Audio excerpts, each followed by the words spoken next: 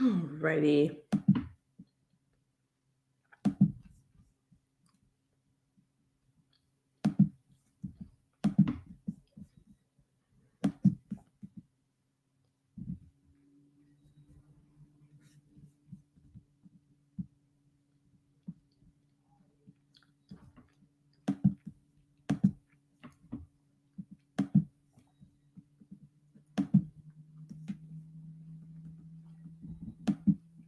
City's migrant crisis and plans to turn Wright College into a shelter for hundreds of migrants. Right now, people on the Northwest Side are getting a chance to voice their opinions on that plan.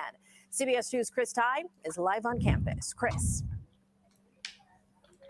Erica, the topic that has dominated the national conversation, namely these asylum seekers and what to do with them, is bubbling over here in the Dunning neighborhood on the campus of Wilbur Wright College. We see folks on both sides of this issue. So many times we've reported on folks against these migrants coming in. Now we are seeing folks saying, hey, Chicago is a welcoming city. What will be the verdict tonight from the public at large? This is the meeting that is starting here at the 6 o'clock hour inside the gym here at Wilbur Wright. It's being organized by 38th Ward Alderman Nick Sposato. He says these migrants are going to be moving into this campus June the 1st. They're slated to stay here through August the 1st. His question is, what happens after August the 1st? Big questions that a lot of folks here say Chicagoans shouldn't be forced to foot the bill for. Outside this meeting, emotions bubbled over with folks on both sides. What ward are you from? I'm from the fourth ward.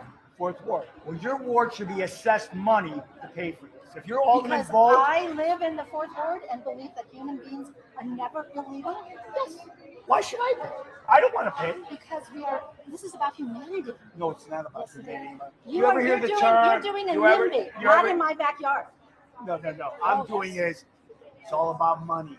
Money, honey. you- That back and forth, a bit of a microcosm of what we're expecting inside tonight. We'll have a recap of all that for you tonight on our news at 10. And meantime, tomorrow, City Council's expecting to a shelter for hundreds.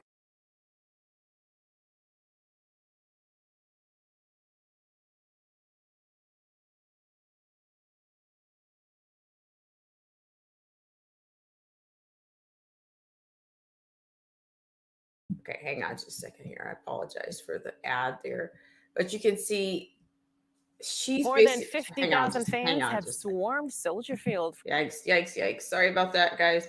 But what I was trying to say was that, she threw this term out called NIMBY, which is not in my backyard. Is the same term that they use. It's the same social experiment umbrella in which they use for the homeless in California. Marin County, for one of the wealthiest, probably the wealthiest county in California. One of the wealthiest. And so it's just, these people are just pawns, or it's a political football that they created these crises, and then they have all these people, these social justice activist style people Now to the city's running into people that are opposed to it. Okay, so that's what you're getting. Now it's all, if you pay attention, you'll see the language, you'll see the players, you'll see what's happening there. And he basically says, "Oh, well, you should pay for it. You should foot the bill." And this is about humanity and okay, so she's the good guy and he's the bad guy. And so we're fighting, these are culture wars. The culture war is going to have these people, it's going to go beyond that, I'm afraid. Okay, at some point the culture war is going to break, and the culture battle is going to be over in a few minutes. And then the real war is going to start. The war that they want, okay? The war that they want is going to start, because they know that it's more of a class war here in the States rather than it is a culture war. But see, it's always these cultural issues, these Marxist issues. So you had a good example. I had a little cartoon. That I found where it says, we're basically in an observatory right now. The observatory is the culture battle. Okay. The culture battle is what you're being observed in. So it's like the elite are standing back from their observatory castles, and they're watching these culture wars and then the social experiments. So in the culture war, you've got social experiments amongst different races, social experiments amongst the races. Okay. And now you've got this illegal alien situation going on. All right. And then, so what else? And they want to throw humanity in there because they were voluntold by politicians that that's their job. That's your job. Your job is to be a humanitarian in Chicago. It doesn't matter how much money you have in your pocket. See, these are the kind of utopias that the elite are pushing. That's part of the conflict. It's culture battles versus, the NIMBY versus the humanitarian. You see how it gets broken down. If you start to the micro analysis, you can micro analyze this thing with all the groups, and then you can macro analyze it, the bigger picture. Most people don't want to do the macro. They want to stay on the petty shit. okay, which is going to destroy them. But once they get these people fighting in the streets or beating in the streets, and see, so I'm telling you, with the death of this immigrant illegal over there, I wouldn't be surprised if this doesn't start it off. If this doesn't kick it off. And also, don't forget smart cities. Because any moment now, I think they're going to trot that out. That's their option. Go to a smart city, or you're going to be battling in the streets. Okay? You're going to battle in the street. These cameos with these people showing up, saying they're pro. Because see, it's funny that the news personality came out and says, "Oh, well, for a long time, we only heard from those who were anti-illegals or immigrants. But now we have all of this stuff, this whole immigration, all this stuff is slant." I talked about that the other day. Most of this stuff these concepts, these ideas have come in, they've been born with slant. Okay? Because for a while, the country had an identity crisis at the beginning, the pre-revolution. Okay, but then as identity started to form, you still had people that wanted to be, they want church versus, separation of church and state, and then who gets to decide who's legal and who's not, and an immigrant. Oh, the country was built on immigrants, and okay, so then why is anybody fighting if that's what it's built on? Then where's you see what I'm saying? All the slant is just mounting up. It's mounting up for and it's just battles. You got battles with all this stuff at the center, little battles. But the bigger war is actually against them. We're at an observatory. They are watching and probably sitting back laughing at how we are fighting amongst each other. Frankly, I think that is the case. Okay, so let's look again. But I do want to I do want to talk about the particular story with which, okay, so here it is. There's another one. They got a mother of an 8-year-old girl who died in U.S. immigration custody. That's coming out of CNN, okay? And then here's something else. Criticism after a death of a Chinese man at the Dongabel Immigration Center. That's so all over the world. You can see, all over the world, you can see what's happening here. Okay, so you get a bunch of hits. 3 weeks ago, you had an unaccompanied Honduran teen. Okay, U.S. custody. So all in all, it's looking like, America can't handle their shit. They can't, they're not equipped to handle what the new world is the challenges that are going to be presented in the new world. So there you go. You see, in a minute, you're going to be begging for a solution from them. Okay. But either from the world government, more so from the world government than you are from a federal level, because it's toast. Okay, I'm just saying. But you can see these examples worldwide of the deaths of immigrants worldwide. This migrant. I told you guys about the migration compact that the U.S. didn't sign, but it looks like the U.S. is being taken by force. Okay, you're gonna comply. You're gonna comply. As Marcy T, where are you? What would you say? It's going to be, it's she gives it a very specific term. They're going to hold you out, wait you out. Or as she refers to it, the Bolshevik Revolution. This is the kind of stuff that's going on worldwide. It's happening not just here in the States, but if you just take a look at those hits, if I share that with you, let me see. I'll go ahead and share that with you. If you take a look at the hits, you can see that this stuff is not just happening in the States. You will get a host of stories right here. Wait. Sorry. Not the right one. This is not the right one, but I know exactly where I want to go with this.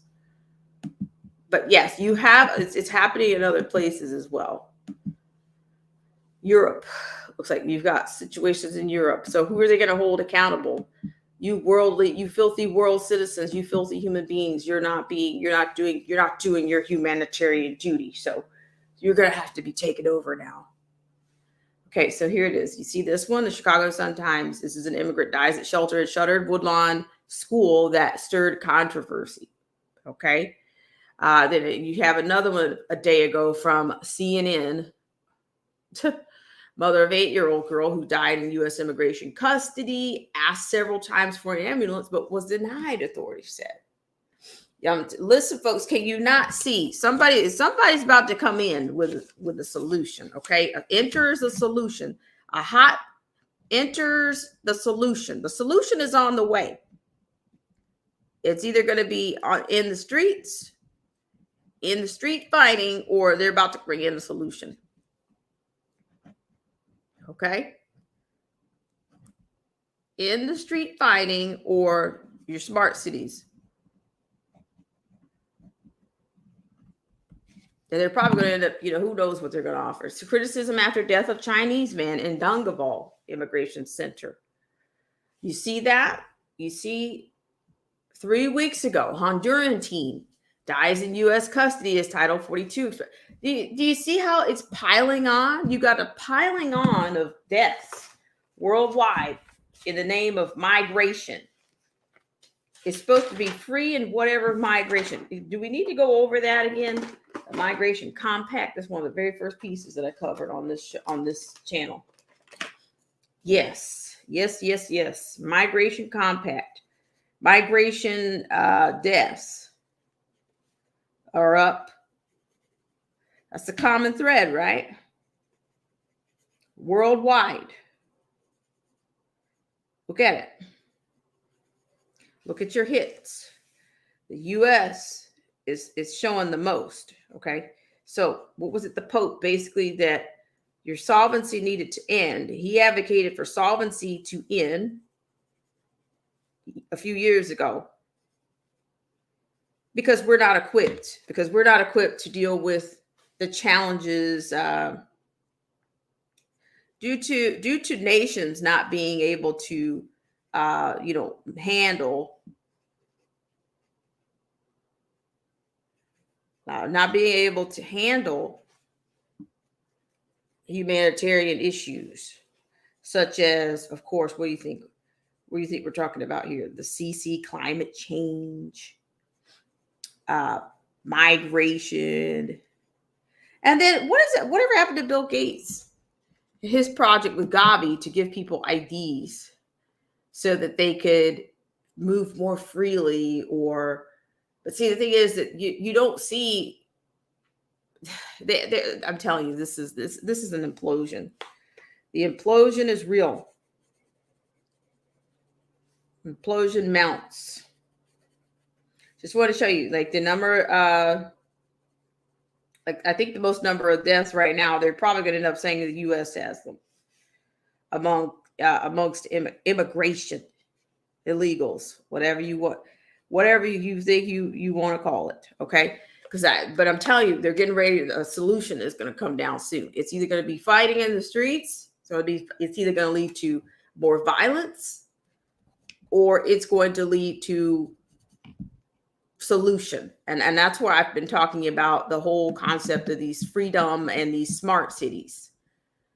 Oh, they're going to offer you something, because their goal, to me, their eminence is 2030. Something very, very specific is supposed to happen by 2030. And I think they're behind on it. So everything is intensified. Okay. I'm not even going to talk about the amount of people that have come into this country illegally and the non-vetting of them. I'm not going to talk about that. I'm not even going to go there. But I'm just showing you, look at the amount of hits here. They're not just in the States, but they're everywhere. Okay, so you had where I imagine the Donggaval Immigration Center. I imagine that's in Europe someplace. You have that one, have the Chicago one. 3 weeks ago, you got the Honduran teen dies in U.S. custody. See, they've been painting, the U.S. been the bad guy for a while when it comes to immigration. And this is no different. But I'm telling you, it's almost like we're reliving in many ways. It's like they're cycling 2018. The fall of 2018 is when the surge on the southern border surge happened.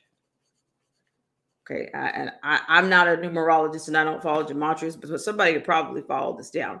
So you had the southern border situation in which the migration compact that was created by the UN was due in December of 18. Okay, but America, since America is not going to be shown, America's going to be shown as a bully by association. I mean, are we going to say it? Are they going to say it because of Trump? Oh, we're going to blame him because, they didn't sign it when he was there. So they're just a big, bad, meanie country, So America is the bad guy. This is the quite opposite of post World War II and, or whatever. America could do no wrong. We're the good guys and and the media control that narrative. Now the media is going to control the narrative right now that America's the bad guys, because it's not about solvent nations is not what the appeal is. It's actually global governance is what I think we're on the precipice of. Either the global governance, maybe the smart cities will come, and then the global governance solution will be on the table. It will be there. It'll be there for you to see. But right now, all the burners are going. And the media was controlled the narrative back then too. A lot of people talk about all the illusions and but they don't talk about how the media has had control. And then basically you had authors that were underground at those times. When you were in disagreement, you wrote about it. You wrote about what you knew. You wrote about how these industrial revolutions and how the more industrialized world was creating challenges for people and affected people's way of life. You're not hearing about that now.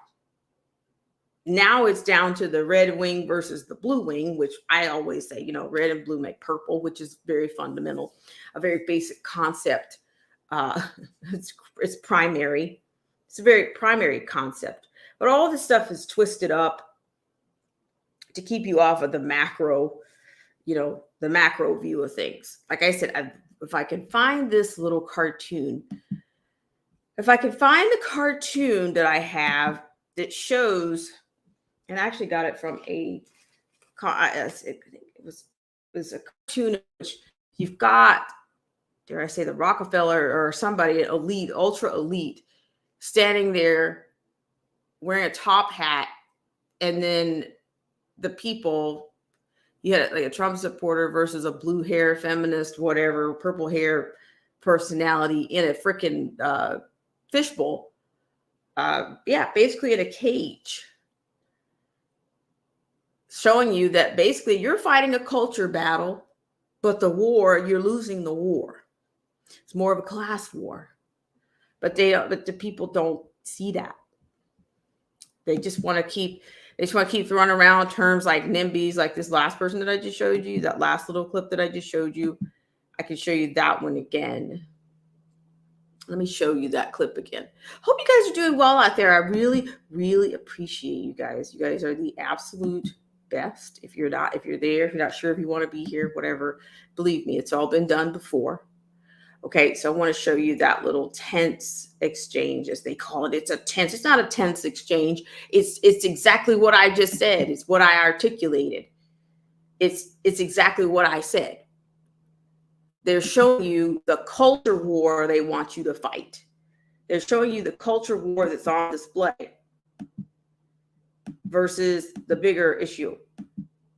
That's exactly what they want you to see. Okay, that is what they want you to see. Okay, so let me go ahead and share this with you. All right, I'm gonna play this one more time, but I want you to see. I'm gonna get down to this very specific. I want to get down to this. They call this is a heated exchange. Okay, so here, let's get this little bit, and then you'll see this one. big questions that a lot of folks here say Chicagoans shouldn't be forced to foot the bill for. Outside this meeting, Here you go. emotions bubbled over with folks on both sides. What ward are you from? I'm from the fourth ward. Fourth ward. Well, your ward should be assessed money to pay for this. If you're Alderman Because Vogt, I live in the fourth ward and believe that human beings are never illegal. Yes, why should I? I don't want to pay. because this is about humanity. No, it's not about Yes, it humanity. is. You ever hear the term? You're doing a you ever- NIMBY, you not ever- in my backyard. See, it's like, why do I feel like this is an episode of Showgirls? Where you get this? You're a student. That you got the student of T-shirts right here. This is about humanity. We're a welcoming city. Where have we heard this? We've been hearing this for years now, right? Welcoming city. You were voluntold that you're a welcoming city, and this is about humanity. And you're doing a NIMBY right now, and I'm better than you because I'm a humanitarian. All right, take off your hat so we can all see your purple hair. Here, let's go ahead and play that. Let's tune it up here. Let's beef it up. No. I'm doing is You're doing a NIMBY, not in. No, it's not about Yes, it humanity. is. You ever hear? Because this is about Why should I? I don't want to pay. human beings are never ward and believe that human beings. Vote. I live in the fourth ward and believe that human beings are never illegal. Yes, Why should I? I don't want to pay. because this is about humanity. No, it's not about Yes, it humanity. is. You ever hear the term? You're doing a NIMBY, not in my backyard. No. I'm doing is it's all about money. Money, honey. you- That back and forth, a bit of a Okay, so you see what I'm saying? They're letting you see what I consider a monologue of the cult. That you got the culture battle monologue there. I mean, this is the kind of stuff that the media wants you to see, because they wouldn't show you an authentic battle. They would never show you an authentic battle. And I'm not choosing colors here either, but an authentic battle was happening. More authentic battles were actually happening inside of this facility, inside of this council meeting. But see, when the media shapes your opinion when they do things like this. When they show you this, a little monologue, not a monologue, a little dialogue going on outside. They want you to focus on the dialogue outside versus the people that are actually the community. The people they're the most affected ones. The people that are living in these streets with crime. So they want you to see the people outside versus the people who live in these communities with crime. Yeah, I'm just saying. So I'm just saying we have to pay attention. Yeah, AKA the blacks. The blacks are the ones that are living in there. But the media said, oh, hey, come outside. Now we're starting. At first, we were starting to see things just from the people that were anti. The first view you had was anti. Now, anti-illegals. And then here, let us show you now. Let us show you now two sides. I think that's actually more like three perspectives. They showed you two additional perspectives right there. One person's thinking about it from the economics in terms of as a taxpayer, and then the other person is talking to you. Is talking about culture, NIMBYs, and throwing those little terms.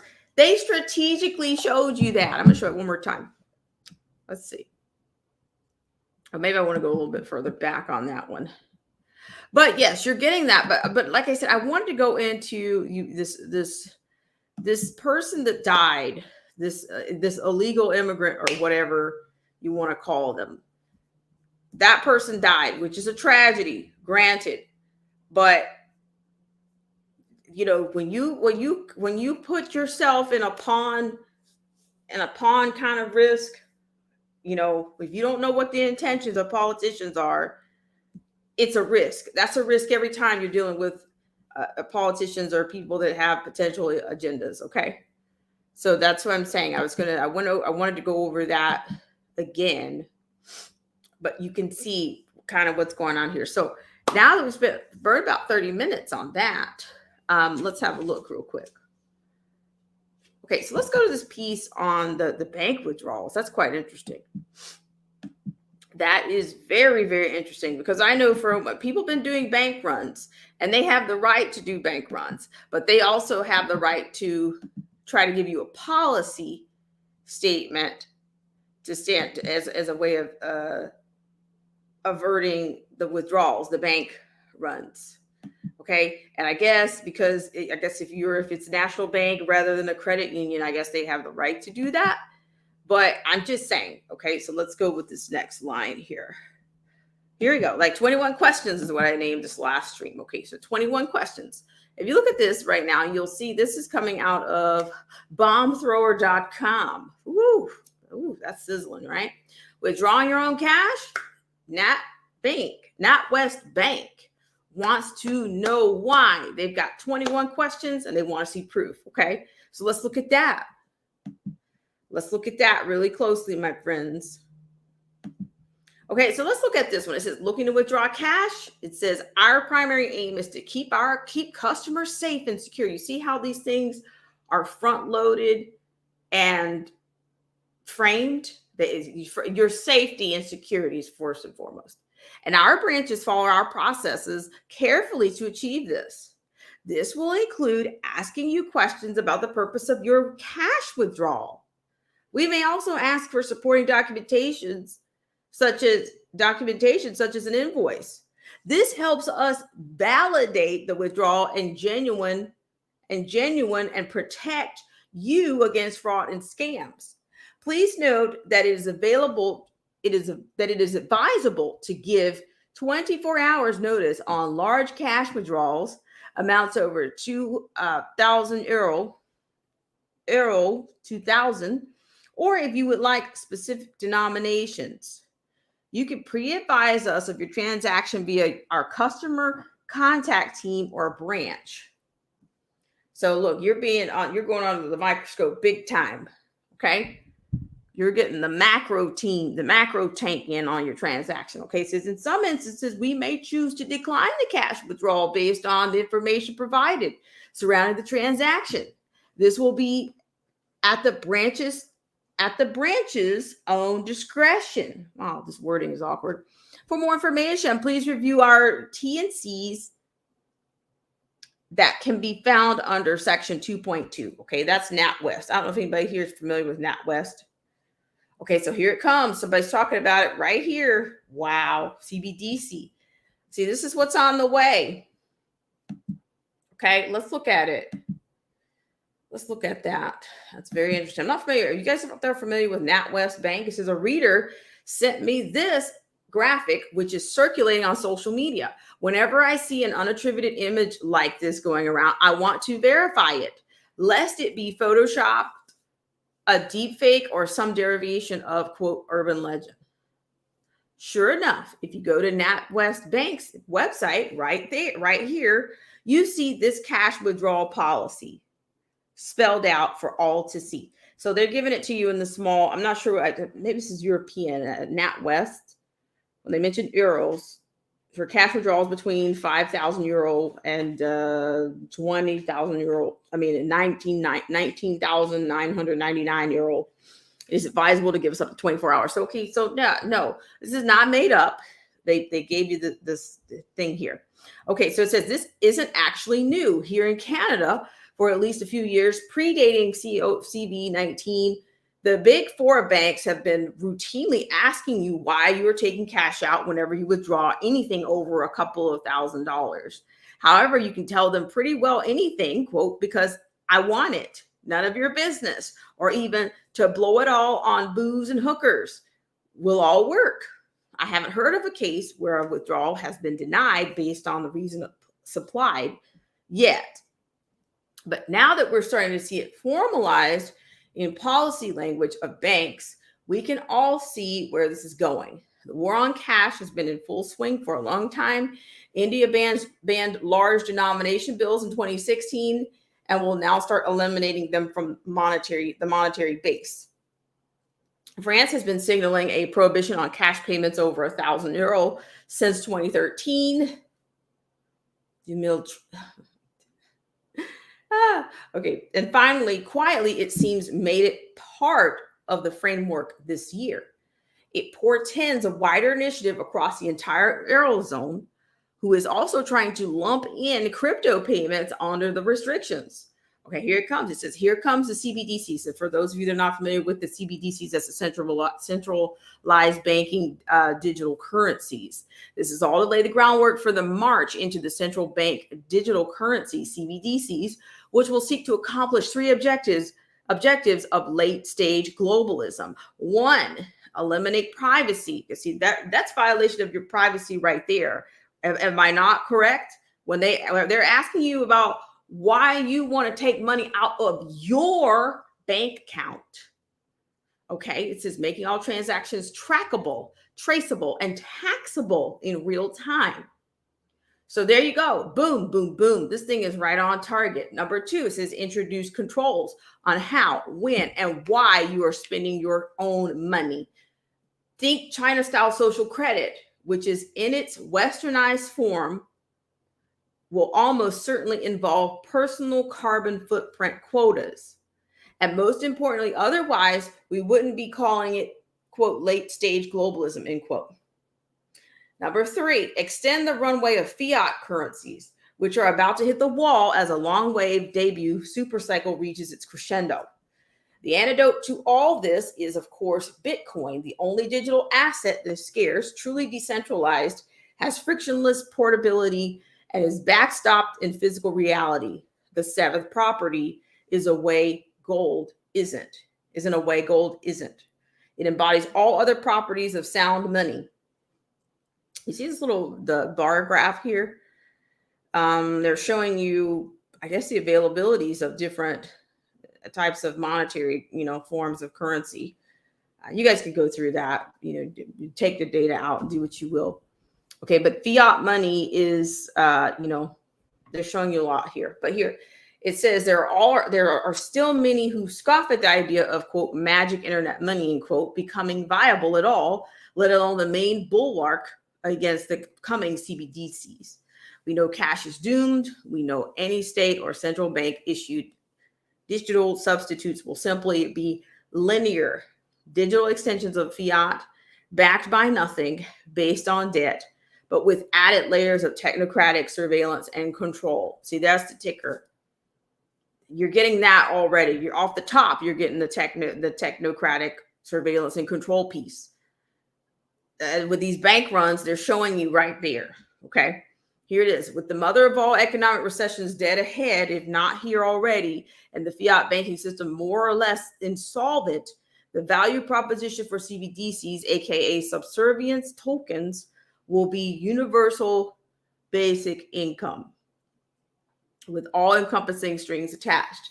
Anybody relying on the state for their economic subsistence will have their lives gamified via their smartphones, their carbon footprints metered, their energy usage subject to approval. Such will be the life of a CBDC serf. When those days come, the bank won't have to ask you why you want some of your own money and how you're going to spend it. You're the one who will have to ask them for permission. You see, oh, wow, this is a great piece. I think this is a great piece. I think this is probably one of the best pieces that I've read in a long time on the CBDC. So you're seeing that, but for a while they were talking about, even during the CV19, that, some of the first wins of it, they were telling you about a coin shortage and and that's what they were doing. So we'll see what shakes loose. But I'm telling you, the summer is going to be one to remember. Summer to remember. Not December to remember, but summer to remember.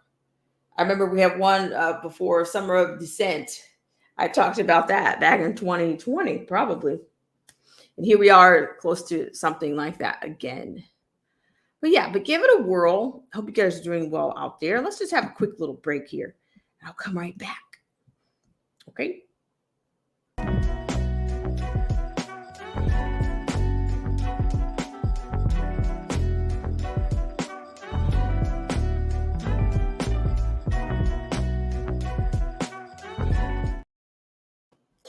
All right. So there you have it. You know, I wanted you to see a little bit more what's going on. I would imagine that the media is going to control the public opinion about this, you know, they're going to control it, or they're going to weaponize the death of this illegal immigrant is either going to be controlled by the media, or they're going to use it as another inflammatory.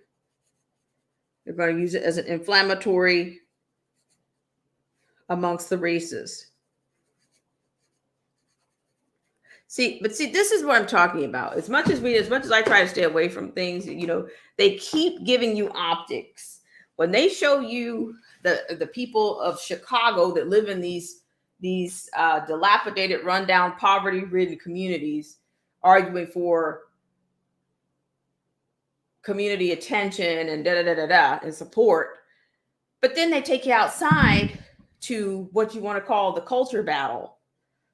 That's pretty significant to me, because they want you to see, they want to control what you think, what they want you to think this is really about. They want you to choose between these two white individuals. And listen, this is not, don't get on any raw with me about racists. Don't do it. If you know this channel, you know that's not what we do here. Okay, I shouldn't even have to say it. I'm done with that. But I'm saying they want you to see these two white individuals outside. One who's clearly the blue hair feminist culture, super Thundercat woman battling with this guy who's talking economics and people paying for what they want in their communities. Okay. They want you to see that. They didn't spend nearly as much time. They gave you vignettes, bits and pieces of the people in the inside, but then they brought you to the outside. So they said, let us show you the real, let us show you what the politicians and the powers want you to think this is about. We want you to show, we're going to show you that globalist view, that globalist perspective versus the the person that wants to, the sensibility where it comes to economics. They want you to see these two views. They want you to see the old world view, the old world American view, and they want you to see this globalist view that's showing with the purple hair. The purple hair is representing the new world order, and the other person is the old world order. New world order. Old world order. OWO-NWO. The purple hair represents the purple and the blue and the Democrats and the Republicans furthering the new world order by sending people all over the country, which is furthering the agenda. The bigger agenda is to get these people here, no matter at all costs, no matter what they have to call it. But then they don't want you to see that old world person talking sensibilities, talking logic. The old world involves logic, concrete facts, dealing with concrete facts, anything that represents concrete facts, logic, reasoning, evidence. They want you to see that. They want you to see the split. They want you, it's a split. It's two views there. Old world versus new world. And then the culture, the macro, old world versus new world to me is the macro. This is my little analysis. The macro analysis involves old world pre-CV19 and the NWO or LWO, the liberal world order, the new world order, is represented by the purple hair, purple commercials, purple newscasters,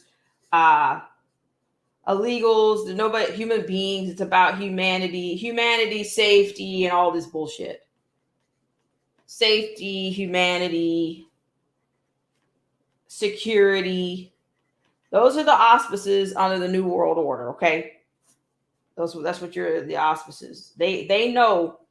As I told you guys, I quoted the scene from The Patriot, in which Heath Ledger says they call this the new world, but really it's the old one. But he talks about what opportunities are presented with every new order, with every battle, with every loss in any battle comes an opportunity. There's opportunity here. They're saying your old system doesn't work, America. So we need a savior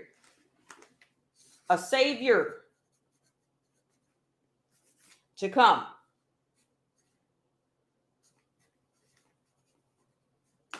So I'm trying to give you a macro analysis and then the micro. Okay. That's the culture battles. The culture battles. Purple hair versus conservatives. Conservative types. Conservative ilk. I'll call it conservative ilk. Okay. Logic. So there you go, folks. You know, I appreciate you guys so much for taking the time. I burned 47 minutes and 22 seconds. No matter whether you get to see this now or later, come on in, have a look. And yeah. All right. So let's see. Let's do one more. Check us out on Rumble if you can. That'll be great. Check us out on Rumble. Check us out if you can. So let's give a little shout out there.